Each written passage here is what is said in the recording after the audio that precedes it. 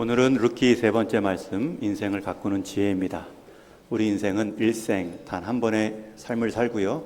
또 그 삶 후에는 반드시 평가가 따라옵니다.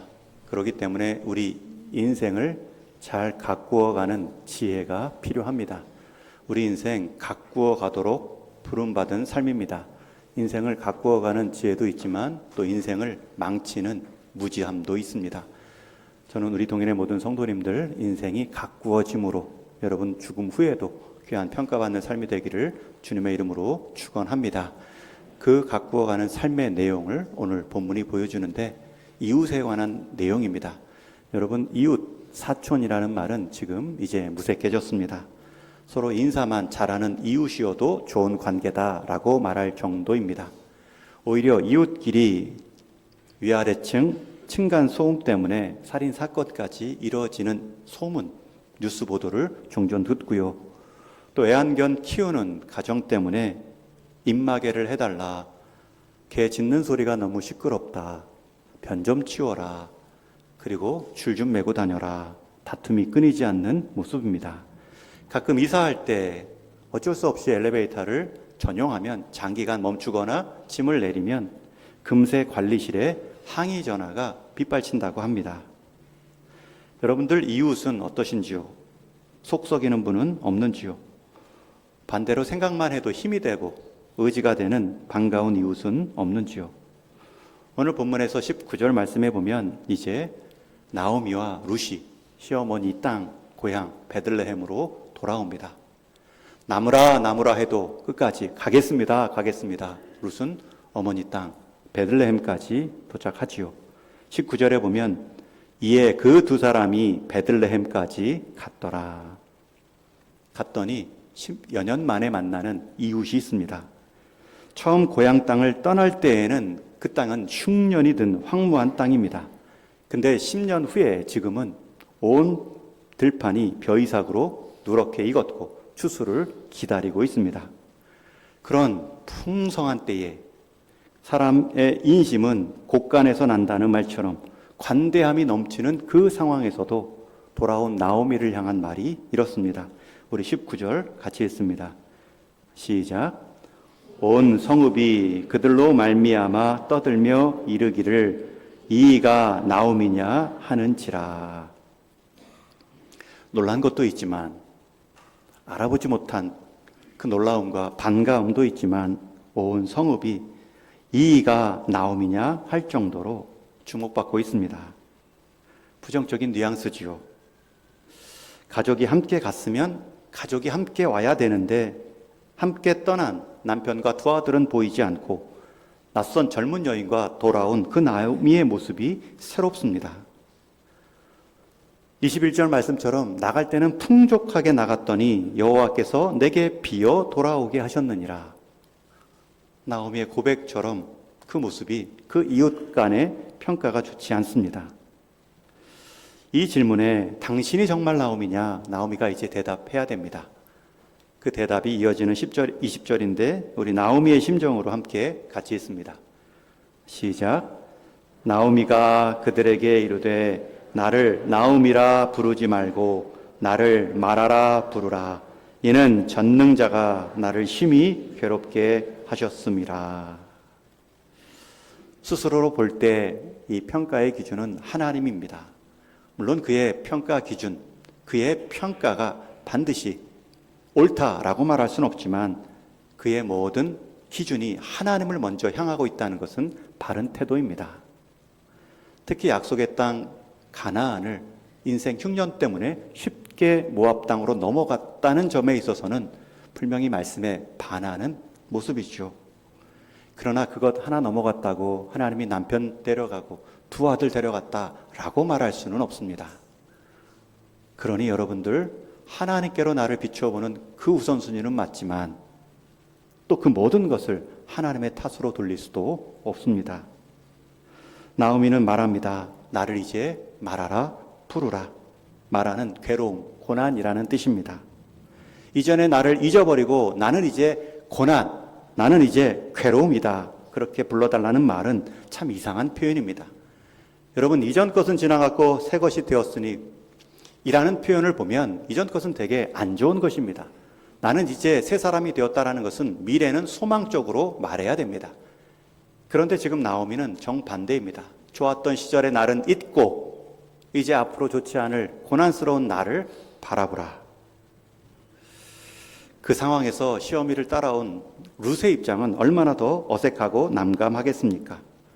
최소한 나오미는 이렇게라도 말할 푸념할 이웃이 있습니다. 그런데 룻은 그 땅이 낯선 이방 땅이고 아는 이웃 하나 없는 상황입니다.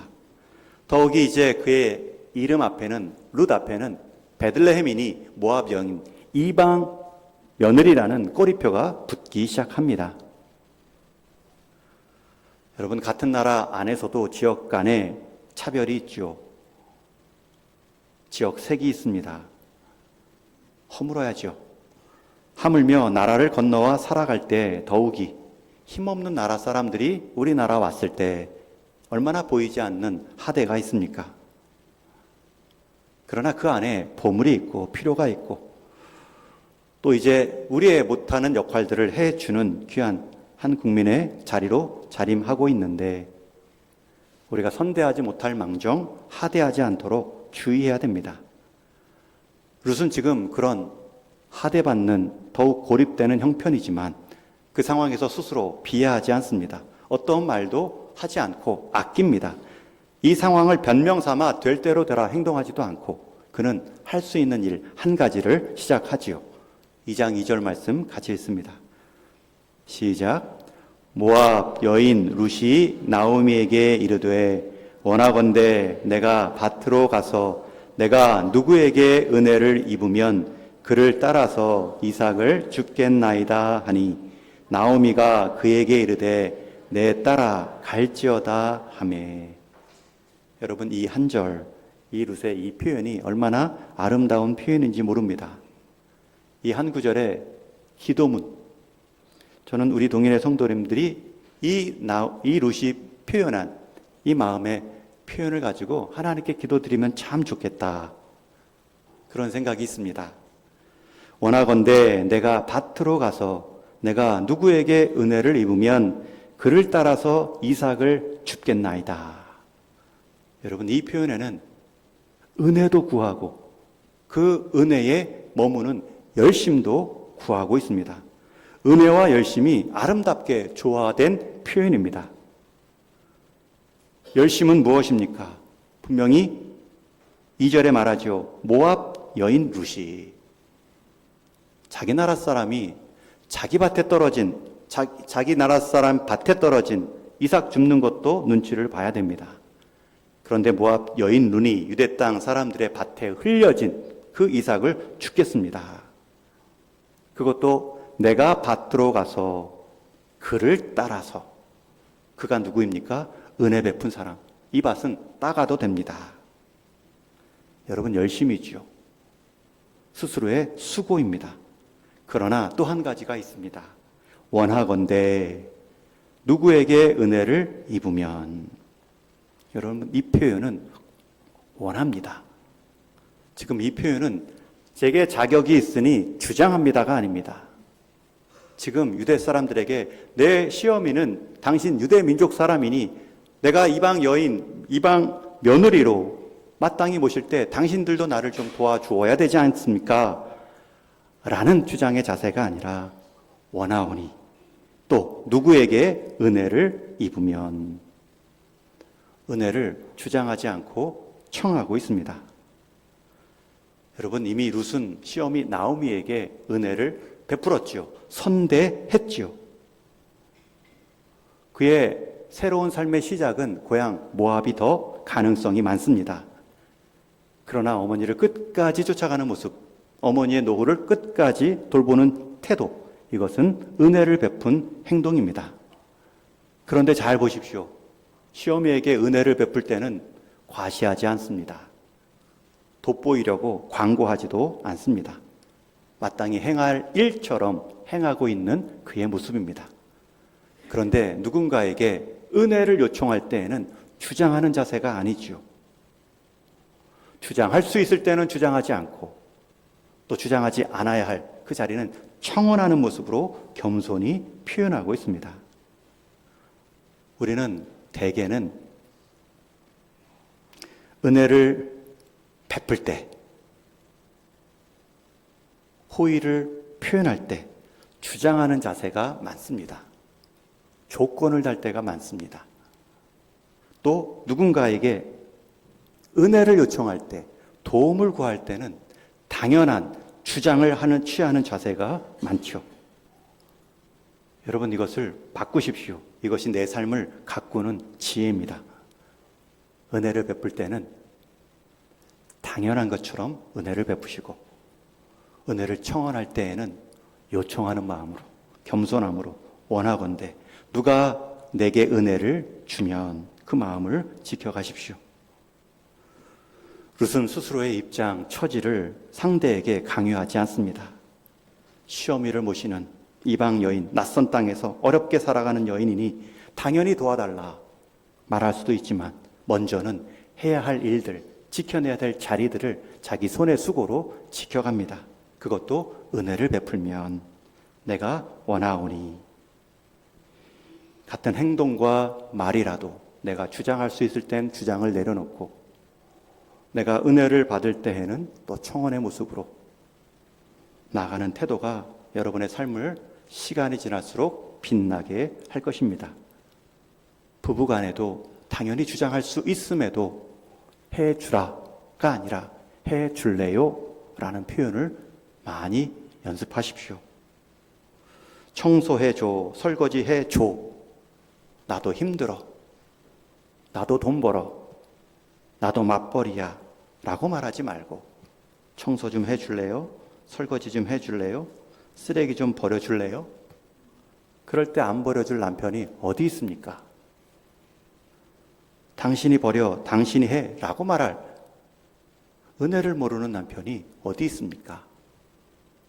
지금 웃는 분들은 수상합니다.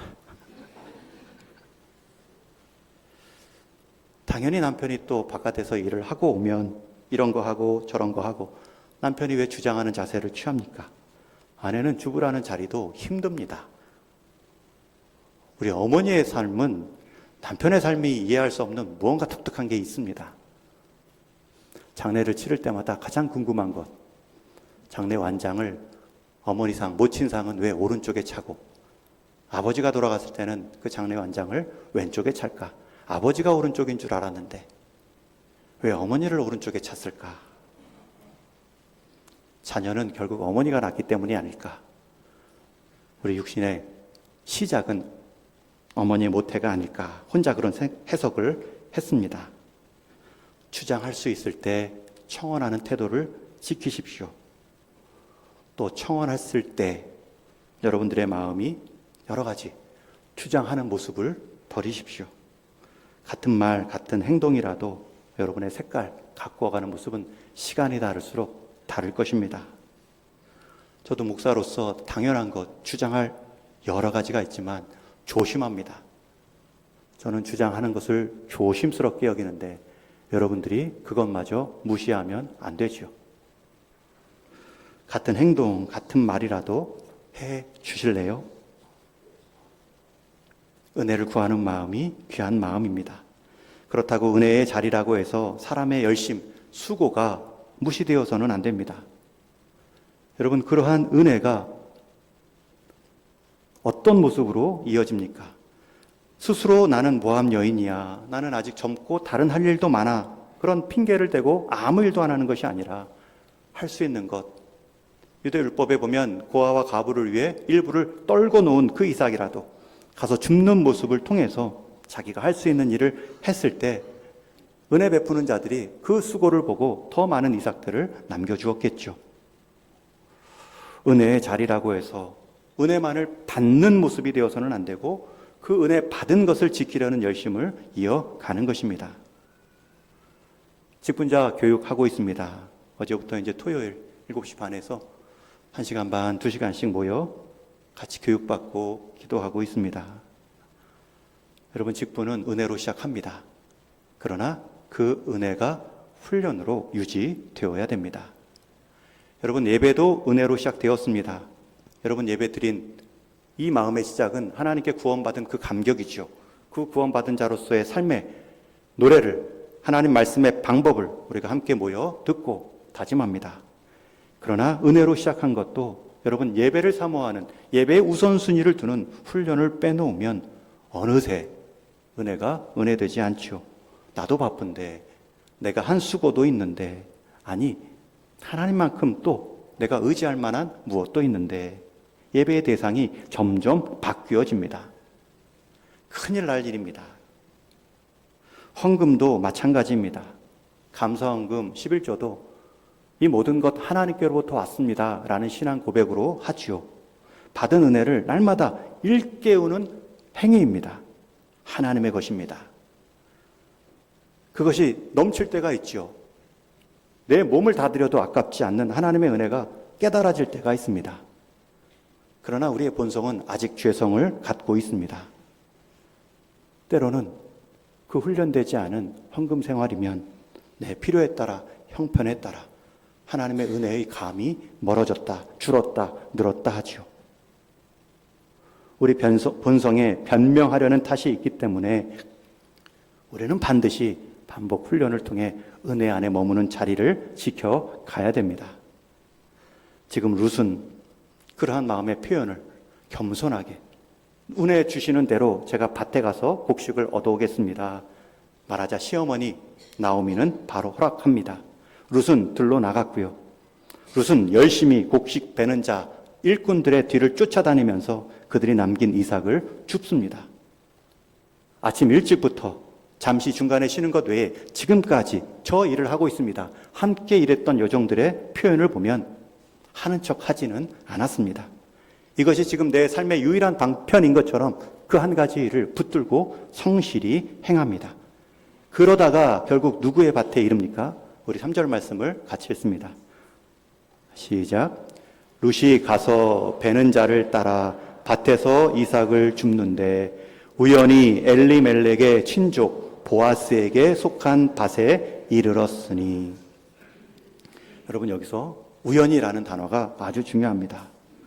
우연히 엘리멜렉 친족 보아스에게 속한 밭까지 쫓아가 이삭 곡식을 줍고 있습니다. 오랜만에 들은 이 엘리멜렉이 누구입니까?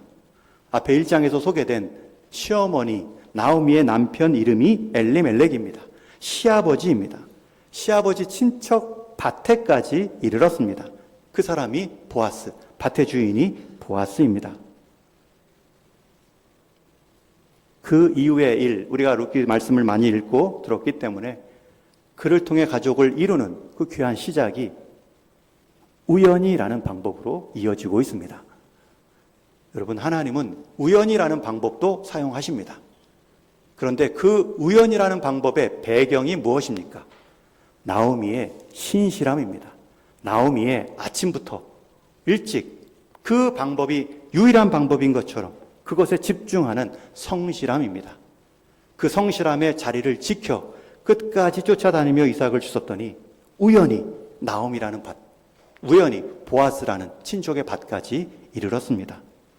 어떤 분들은 성실히 이삭 줍지 않고 우연히 보아스만 요청하는 분들이 있습니다. 하나님께서는 사람에게 은혜를 베푸실 때, 새로운 일을 행하실 때 우연이라는 방법도 쓰십니다. 우리는 의연이지만 하나님은 필연이죠. 그러나 그 우연의 인간적 방법의 배경도 그 사람의 성실함이 있습니다.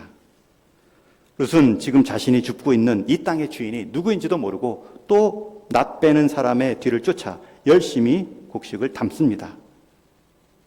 오히려 룻의 마음은 이삭을 열심히 주어야 더 불쌍히 보여 이삭 일꾼들 베는 사람들이 더 많이 흘리지 않을까, 그런 기대를 가지고 악착같이 주워 담고 있습니다. 그런데 그때 마침 또 그 밭의 주인인 보아스가 등장하지요.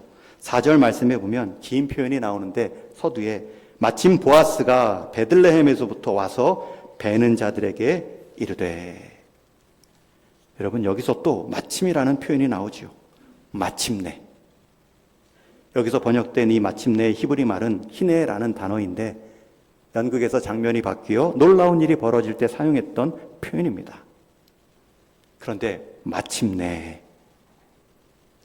여러분, 하나님은 마침내도 사용하십니다. 여러분, 여기서 마침내의 주인공은 누구입니까? 보아스지요. 그런데 그 보아스가 베들레헴에서 자기 종들이 일하는 자기 밭에 온 이유가 무엇입니까?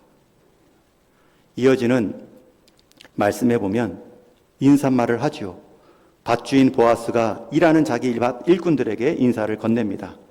4절 이어지는 말씀에 여호와께서 너희와 함께 하시기를 원하노라. 여러분, 이 보아스가 2장 1절에 보면 유력한 자라는 표현이 나옵니다. 재력이 있고 명성이 있는 사람인데 게다가 자기 종들에게 인사말을 건넬 때 하나님께서 너희와 함께 하시기를 원한다. 신앙마저 좋습니다. 유력한데 신앙도 있고 게다가 자기 종들 일하는 일을 격려하고 먼저 인사말을 건넨 것을 보면 성품까지도 좋아 보이죠. 그렇게 인사말을 나누고 수고하는 일꾼들을 격려하고 있을 때 눈에 띄는 한 여인이 있죠. 당연히 묻습니다. 내 밭에서 일하는 저 새로운 여인은 누구냐? 동네도 크지 않고 자기 밭에 일하는 사람의 숫자도 적으니 금방 낯선 여인은 눈에 띄기 마련입니다. 그때 이 종들의 감독 역할을 했던 사환이 6절에 이렇게 대답합니다. 우리 한번 같이 읽습니다. 시작. 베는 자를 거느린 사환이 대답하여 이르되 이 여인은 나오미와 함께 모압 지방에서 돌아온 모압 소녀인데. 그리고 계속 행적을 말합니다. 아침부터 와서 지금까지 잠시 쉰 것 외에는 계속해서 이삭을 줍고 있습니다. 잠깐 집에 가서 쉰 것 외에는 집에 가서도 나오미, 시어머니 식사 차려줬겠죠. 그제서야 보아스는 고개를 끄덕입니다. 이미 나오미와 룻의 소식은 베들레헴에 떠들썩할 만큼 퍼져 있습니다. 보아스도 그 이름을 들었을 것이고 함께 온 며느리의 이름을 압니다. 그런데 만난 거지요. 마침내. 그것도 자기 밭에서, 그것도 엄밀히 따지면 친족이라 할 수 있는 룻이 지금 자기 밭에서 일하고 있습니다. 그 모습을 본 보아스가 이제는 룻에게 직접 이렇게 말합니다. 8절에 보아스가 룻에게 이르되 내 딸아 들으라. 이삭을 주우러 다른 밭으로 가지 말며 여기서 떠나지 말고 나의 소녀들과 함께 있으라. 얼마나 이 말이 큰 위로가 되는 표현입니까? 여러분, 여기서 분명히 보아스는 룻에게 내 딸아, 한참 나이 차이 나는 표현을 하고 있습니다. 다른 마음 품고 표현하는 것이 아닙니다. 젊은 사람들 흔히 말하는 플러팅 하듯 꼬시듯 멘트하는 작업이 아닙니다. 내 딸아 들으라. 이삭을 주우러 다른 밭에 가지 말고 여기서 떠나지 말고 나의 소녀들, 나의 젊은 여성 일꾼들과 함께 있으라. 이것은 곡식만 보장해 주는 것이 아니라 함께 일하는 소녀들에게도 일을 도우라. 쉬게 하지 마라. 물을 마시게 하고 이 처음 배우는 일을 많이 옆에서 힘써 도우라. 배려해 주는 표현입니다. 여러분, 룻도 우연히는 하루 종일 일한 그의 수고가 있었고 또 보아스의 마침내도 보아스가 자기 밭을 돌보는 성실함에서 경험한 일입니다. 하나님은 우연히도 쓰시고 마침내도 쓰십니다. 그렇다고 해서 우리의 수고와 우리의 열심을 배제하지 않습니다. 여러분, 은혜 받기 위해 행하는 자리, 예배의 시간들, 때로는 말씀을 그냥 읽어도 은혜가 될 때 있지만 은혜 될 때만 말씀을 읽으면 훈련이 아닙니다. 여러분, 맛있을 때만 밥 먹지 않지요. 음식 맛이 없어도 세 끼는 먹어야 우리의 영양분이 보충되고 맛에 빠져서 먹고 마시고 하면은 몸이 축납니다. 세 끼를 꾸준히 적당히 건강식으로 먹는 것이 건강한 생활인 것처럼 여러분에 있어서 영성, 하나님과의 관계를 지켜내는 그 은혜의 자리를 훈련하셔야 됩니다. 다짐하셔야 됩니다. 성실함으로 지켜가야 됩니다. 여러분도 예배 드리는 일에 있어서 우선순위를 두지만 저도 예배를 집내 인도하고 말씀을 전하는 자로서 은혜를 구합니다. 은혜 없이는 메마릅니다. 아무리 사람의 100% 노력이 있어도 하나님의 은혜 1%가 없으면 메마릅니다. 사람 말에 불과합니다. 은혜를 구합니다.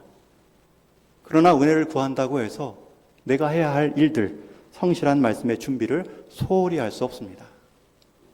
저는 설교 준비 전에도 마음이 조금 바쁜데 설교 후에도 주일 저녁에는 그날 설교한 제 설교를 유튜브로 제가 듣습니다. 꼭 듣습니다. 청계천을 걸으며 쭉 듣고 있다 보면 정말 은혜롭구나, 정말 어디 내놔도 부족하지 않은 설교구나 라고 생각한 적은 한 번도 없어요. 왜 이럴 때 이런 표현을 썼고 왜 여기서 더 같이 시선을 맞추지 못했을까? 더 좋은 표현과 더 좋은 일깨움이 있을 터인데 그런 마음에 부담을 갖고 애를 쓰죠. 애를 쓴다고 좋아지진 않겠지만 애쓰면 피하지 않을 것입니다. 저도 그러할진데 여러분도 예배를 은혜의 자리로 나오는 그 일, 그러나 예배의 우선순위를 잊지 마시고 하나님 관계의 우선순위를 잃지 않는 성실함, 훈련이 필요합니다. 그것이 여러분들의 삶을 가꿀 것입니다. 시간이 지난 사람은 은혜만 의지했다가 게으른 사람과 은혜 안에 머물기에 그 은혜를 믿기에 내 성실함을 이겨 나가야겠다라고 생활한 사람의 차이는 시간이 지나면 드러납니다. 감출 수가 없습니다. 여러분 인생 가운데 우리 하나님께서 주신 그 기회들 얼마나 많습니까? 우리는 마침내 우연, 운수, 심지어 운수까지라고 표현하는 사람들이 있는데 운수 아닙니다. 요행도 아닙니다. 우리는 다 하나님의 섭리로 믿고요. 그 안에 하나님의 뜻이 있음을 믿고 성실함으로 반응할 뿐입니다. 그 마음가짐이 여러분들의 삶을 바꿀 것입니다. 옆집에 있는 이웃들이 더 이상 존재감이 있지 않고 서로에게 마음을 보여주는 것이 어색한 시대가 되었죠. 룻이 처음에 베들레헴, 어머니 땅, 고향으로 돌아왔을 때의 마음가짐입니다. 이웃들이 자기에게 평가만 하고 말도 걸지 않고 마음을 보여주는 것이 어색합니다. 그럴 때 룻은 해야 할 일들을 했습니다. 하루하루 성실하게 은혜를 구하는 마음으로 주장하는 태도가 아니라 우리 청년들, 젊은 일꾼들, 구직, 결혼, 가정, 출산, 회사의 관계, 불확실함 속에 막연함을 가지고 불안한 미래를 안고 살아갈 수도 있는 척박한 현실입니다. 게다가 아무도 말해주는 사람, 아무도 돌보아주는 사람도 없다 여겨질 때가 있죠. 그럴 때 룻의 태도를 교훈 삼으십시오. 불확실함, 돌봐주는 자 없이 낯선 이방 땅에서 그는 자신이 할 수 있는 일, 은혜를 요청하며 곡식을 줍는 일을 시작합니다. 시대를 탓하거나 자신을 비하하거나 돕는 자가 없다고 원망하는 것을 택하지 않고 그래도 내가 주술 수 있는 내 손이 있고 또 그 손이 담을 수 있는 곡식이 있다. 그것으로 시어머니와 생활할 수 있다. 할 수 있는 그 일의 하루치 분량을 하루하루 감당함을 통하여서 그는 우연이라는 보아스라는 하나님의 역사를 경험하게 되었습니다.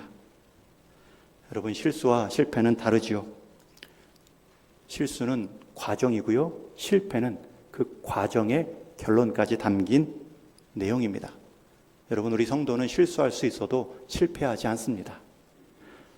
비유로 든다면 실수라는 것은 가다가 넘어지는 겁니다.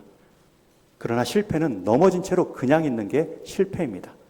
더 이상 일어나지 않으려 할 때 그 인생은 실패입니다. 그러나 우리 성도는 실수할지라도 실패하지 않습니다. 다시금 일으키시는 하나님의 은혜를 경험했기 때문에 일어나 그 길을 걸어가면 회복의 은혜를 반드시 만나기 때문입니다. 여러분 함께한 생명 품는 일 분명히 은혜가 필요한 일입니다. 구원의 역할, 구원의 주권은 하나님께 있습니다. 그러나 하나님은 우리의 기도를 사용하시길 원하고 우리의 환대와 선대를 이용하십니다. 여러분들이 주어야 될, 담아야 될 기도의 분량들이 있습니다. 그것을 이어가십시오. 이어갔더니 여러분 마침내 생각하지도 못한 하나님의 보아스가 기다리고 있습니다. 데이빗 블라이라는 작가가 쓴 책 중에 보면 자녀를 향한 이런 표현들이 나옵니다. 자녀는 당신이 말하는 대로 되지 않고 당신이 되는 대로 된다. 그러니 당신이 자녀들의 바라는 그 모습이 먼저 되어라. 이해하셨습니까? 자녀들은 당신이 말하는 대로 되지 않고 당신이 되는 대로 된다. 그러니 당신이 자녀들이 바라는 모습을 먼저 이루어라, 되어라. 우리 다음 세대들에게도 똑같이 말할 수 있죠. 우리 다음 세대들에게 우리가 말한다고 되지 않고 우리가 그 다음 세대들이 되고 싶은 그 모습을 우리가 먼저 끝까지 지키고 보여줄 때 우리가 원하는 다음 세대가 우리의 모습을 이어가겠죠. 그분이 쓴 책에 보면 자식들이 하나같이 안 풀리는 집안의 한 가지 특징을 말합니다. 실수할 기회를 주지 않는다. 많은 부모님들이 자녀를 향한 과잉 보호 또는 과잉 통제의 시대에 있다. 현대 부모들이 가장 빠지기 쉬운 함정은 뭘 못해줘서가 아니라 너무 앞서 많이 해주기 때문이죠. 이때 자녀는 스스로 문제를 해결할, 어려움을 극복할 능력을 기를 기회를 잃게 됩니다. 아이들에게 질문을 했는데 아이들은 나름대로 답변을 생각하고 있습니다. 그러나 그새를 못 참은 부모가 말하죠. 이럴 땐 이렇게 대답해야지. 이런 행동은 자녀가 스스로 생각하고 스스로 답을 얻을 기회마저 얻지 못합니다. 여러분, 실수는 당연한 겁니다. 아이가 걸음마를 배우기 위해서는 넘어지는 것은 당연합니다. 한 번 넘어지면 무릎이 까지고 두 번 넘어지면 이제 비틀비틀 거릴지라도 세 번 넘어질 때는 낙법을 외운다는 말이 있습니다. 실수는 당연하지만 실패까지 이르지 않도록 실수의 과정을 선용하는 지혜가 필요하죠. 실수를 모르고 정답만을 요구받고 그 과정의 배움을 원천 차단당한 자녀들은 성인이 되어서도 예측하지 못한 어려움 앞에서 극도의 무력감을 보이거나 도피적인, 회피적인 태도를 취한다고 말합니다. 크게 자녀들을 망치는 모습, 이 학자, 작가는 말하죠. 여러분, 룻과 나오미가 사람 보기에는 실수같이 여깁니다. 그러나 그냥 실수로 두지 않습니다. 실패로 끝나지 않도록 오늘부터 내가 할 일들을 작은 일들로 시작합니다. 그리고 나서 그 끝은 마침내와 우연히가 기다리고 있습니다. 이제 말씀을 맺습니다. 큰 어른 역할을 하는 보아스가 룻을 향해서 이런 축복의 말도 덧붙입니다. 우리 12절 말씀 같이 읽습니다. 시작. 여호와께서 내가 행한 일에 보답하시기를 원하며 이스라엘의 하나님 여호와께서 그의 날개 아래 보호를 받으러 온 내게 온전한 상 주시기를 원하노라 하는지라. 지금 선대는 보아스가 룻에게 하고 있는데 보아스는 선대의 주체를 하나님으로 높이고 있습니다. 자기 밭에 자기 곡식을 주고 자기 소녀들에게 도우라 말하면서도 하나님께서 내가 행한 일에 보답하시기를 원한다. 그 성실함 위에 은혜로 갚으시기를 원한다. 그래서 이스라엘 하나님 앞에 보호 날개 아래 숨어 들어온 내게 온전한 상 보호받음이 있기를 원한다. 여러분, 가장 아름다운 축복의 기도 아닐까요? 우리 인생 때로는 실수와 같은, 흉년과 같은, 다 잃은 것과 같은, 아무도 알지 못하는 낯선 상황에 처한 같은 환경이 있을 때도 있습니다. 그럴 때는 룻의 교훈을 잊지 마십시오. 작은 선대의 삶을 지켜갔던 것, 룻이 나오미에게 먼저 은혜를 베풀 때에도 당연한 것으로 여기며 베풀었고, 은혜가 필요할 때에는 겸손함으로 은혜를 구하되 자기의 수고 열심을 피하지 않았던 삶의 태도, 이것이 우리를 복되게 만들며 주변 이웃을 행복하게 만들 것입니다. 은혜를 구하시되 여러분의 믿음의 수고를 멈추지 마십시오. 삶의 현장부터 주울 수 있는 작은 곡식의 순종들을 이어가십시오. 그곳에 보아스가 있고 그곳에 하나님의 보호하심의 날개가 있습니다. 다시 한번 여러분들의 삶이 룻의 태도처럼 삶을 가꾸어 가시고 주변의 삶을 복되게 하시는 작은 수고와 은혜가 있기를 주님의 이름으로 축원합니다.